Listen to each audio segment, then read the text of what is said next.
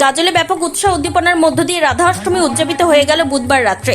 মালদার গাজলে বিভিন্ন জায়গায় ব্যাপক উৎসাহ উদ্দীপনার মধ্য দিয়ে রাধা অষ্টমী উৎসব পালিত হয়। গাজলের বিভিন্ন ধর্মীয় সংগঠন, বিভিন্ন বৈষ্ণবীয় আশ্রম এবং গাজল শ্রী শ্রী গৌরাঙ্গ মহাপ্রভু ভক্তদের উদ্যোগে রাধা অষ্টমী পালিত হয়।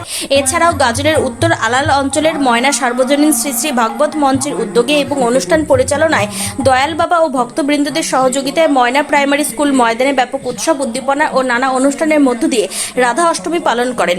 রাধা অষ্টমী উপলক্ষে প্রচুর ভক্তদের সমাগম হয়। রাধা অষ্টমী উপলক্ষে এখানে সপ্তদিবসীয় শ্রী ভাগবত পাঠ অনুষ্ঠিত হবে। 10ই সেপ্টেম্বর মঙ্গলবার থেকে শুভ অধিবাস ও সন্ধ্যা আরতি অনুষ্ঠিত হয়। 11ই সেপ্টেম্বর বুধবার দুপুরে রাধারানীর জন্মাষ্টমী পূজা অনুষ্ঠিত হয়। 11ই সেপ্টেম্বর বুধবার রাধা অষ্টমী উপলক্ষে সন্ধ্যায় ভাগবত পাঠ করেন মালদা জেলার গাজলের একলাখী নিত্যানন্দ স্টলের গোসাই হরিদাস বাবাজি সহযোগিতায় এই আশ্রমের কর্ণধার দয়াল বাবাজি। ভাগবত পাঠ শোনার জন্য প্রচুর ভক্তদের সমাগম হয়।